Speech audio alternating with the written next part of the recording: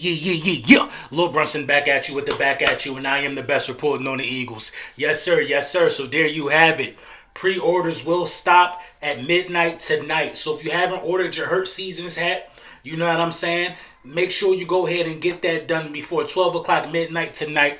It'll be marked on the Print Champs website as sold out. You know what I'm saying at that time. So go ahead and make sure you know what I'm saying. If it's been on your radar, make sure you go ahead and take care of that tonight. Production has already started, as you saw from a small clip in the beginning of this video, and people will begin to receive their hat with a free gift while supplies last. You know, that stuff will be shipping out to the contest winner. Their stuff ship out at the same time. You know what I'm saying? So make sure you go ahead and take care of your business tonight. Let's get into these meat and potatoes. The Philadelphia Eagles are making an effort.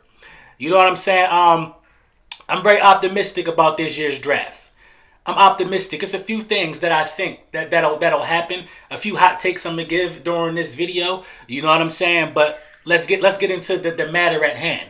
The Philadelphia Eagles they've been visiting some wide receivers. You know what I'm saying? We all dealt with the news differently of us moving down to the 12th pick. You know what I'm saying? In range of guys like Terrace Marshall, Kadarius, Toney, guys who I think are still, still first round talents that can help an organization at will. And, I'm happy to see that. Terrace Marshall is a gem in his draft. That's a gem in his draft. You know what I'm saying? It wouldn't surprise me if Terrace Marshall is this year's Justin Jefferson. It wouldn't surprise me at all. Let me give you a little bit about Terrace Marshall. He only played 7 games this season, but he had 700 receiving yards, over 700 receiving yards. He averaged 100 yards a game before he opted out and had 10 touchdowns. That's a wide receiver one. It's a wide receiver one. You know what I'm saying? And I think that, it's worth mentioning that this dude, if it wasn't so much hype around other guys, will be talked about in a higher light. Same as Jalen Waddle. You know what I'm saying? This draft is deep. This draft is really, really deep, deeper than a lot of people thought. And I'm glad to see the Philadelphia Eagles are taking their due diligence to visit guys that everybody not talking about. Now, I know a lot of teams are visiting these guys, but it's all about who we going to take. I can see Terrace Marshall being there in the second round waiting for us at 37. I could really see that. That's how deep this draft class is. You know what I'm saying? The Philadelphia Eagles got to take this one by the horns. Kadarius Toney is another guy. Now, I don't really view Kadarius Toney as a number one wide receiver as I do Terrace Marshall, only because Terrace Marshall has that size. Terrace Marshall is about 6'3", 200 plus pounds. You know what I'm saying? That's a wide receiver one.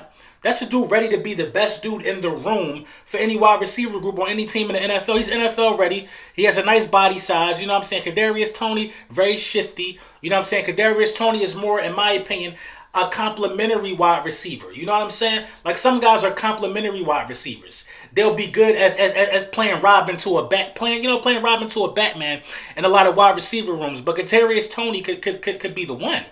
He could be the one, man. He could be the one all the way. And you need to start looking at guys like that if these reports are true of Jalen Reagor truly moving over to the slot. So I got to commend the Philadelphia Eagles for going out there and still looking at talent.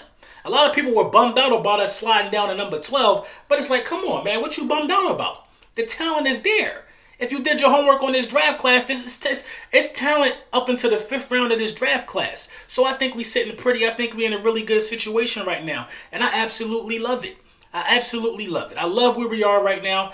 I love what the Philadelphia Eagles have done this offseason. It might not have been the flashy picks. It might not have been the craziest things happening, you know what I'm saying, in terms of free agency. But I like what we've been doing. You guys got to understand that a move that we just made and letting go of Carson Wentz, eating up into that move, requires the Philadelphia Eagles to take things in steps. You got to do things in steps. Now, what do that mean by that? You already know about the dead cap situation that we ate. So what we had to do was focus on that first. Focus on the dead cap situation. See how much money you got to work with.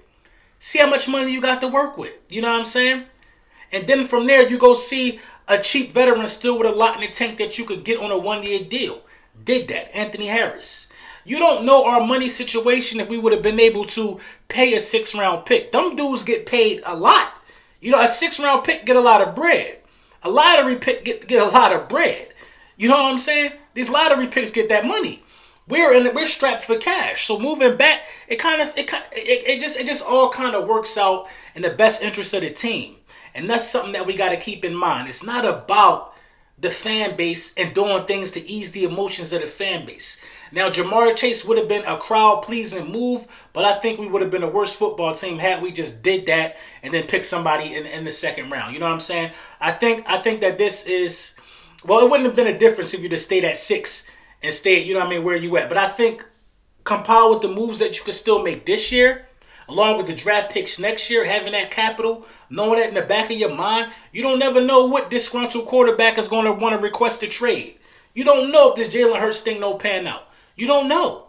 But all you do know is you got money to spend.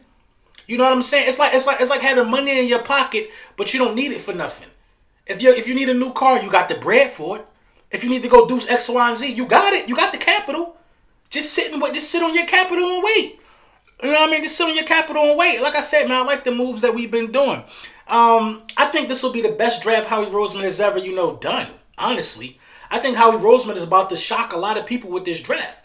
I think Howie Roseman not going to pick no limits. Howie Roseman going to pick dudes who slip down. You could almost do that for the first 4 rounds, man. You could pick a gem that slipped down. That's how deep this draft is. That's how deep this draft is. A lot of people like to focus on the fact that, this team picked before us, this team don't pick before us. A lot of people that's picking before us need offensive linemen, which we don't need. A lot of people that's picking before us need a lot of stuff. You know what I mean? They need a lot of stuff. And then honestly, the Kyle Pitts thing is kind of crazy to me, man. You know what I'm saying? Because I really like Kyle Pitts. I saw Kyle Pitts' pro day. I wasn't really blown away by the pro day, but that's just film. That's just what you see on film. I get that. But let's think about this Kyle Pitts situation. Kyle Pitts, out of everybody in this draft class, in my opinion, has the biggest bust factor. He has the biggest bust factor. You're talking about a guy who has wide receiver attributes. You know what I'm saying? Playing a tight end position. There's wide receivers who bench press more than Kyle Pitts. A tight end in the National Football League has to be strong. Has to be strong. If Kyle Pitts is going to be drafted that high, that means he's going to be playing a lot of downs at that position. You can't afford for him to not be able to block nobody right away. Now, he only 20. He will get stronger, but I think he has the biggest bust factor, man. Look at Hakeem Butler. Hakeem Butler, same size, same skill set, everything. Sometimes it don't translate to the next level. He's the unicorn, but them unicorns got to come to play. Them unicorns got to come to play. Them unicorns got to prove that they belong there. You know what I'm saying? I'm going to be watching Kyle Pitts very, very closely. I just think that Kyle Pitts, it was a high-risk, high-reward draft pick anyway, in my opinion. High-risk, high-reward draft pick anyway. And I think a lot of other teams are going to see it that way. I think a lot of other teams are going to realize this and see it that way come draft day. Like, do I want to spend a 7th, 8th round pick on a tight end? Do I really want to do it when it's all these other things that are available? You know what I'm saying? Just something to think about. But, you know what I mean? I think with Kyle Pitts is like 70-30, man. And 70-30 is too much of a risk if you ask me. I think it's 70-30. 70% he'll pan out. And it's a 30% chance that he could be a bust. It's a 30% chance that he could be a bust, man. But we just got to see how that pan out, man. But I think, like I said, I think Howie Roseman is going to do really well this year.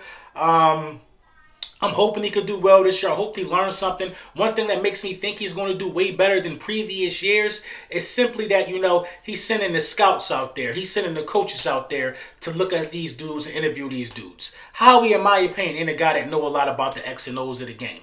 I just don't think he know about that portion of the game that well, and he bit off more than he can chew in previous years. I think this year, Howie Roseman has understood that if I listen to my coaching staff this year, I should be okay. He didn't listen last year when they said Justin Jefferson. He can't afford to make that mistake again because his job is on the line, man. Let me know what you guys think in the comments, yo. We on the road to 20,000. Make sure you like, make sure you subscribe, and don't forget, this is the last video before the pre-orders close on the Hurt Seasons hats. Make sure you pre-order tonight.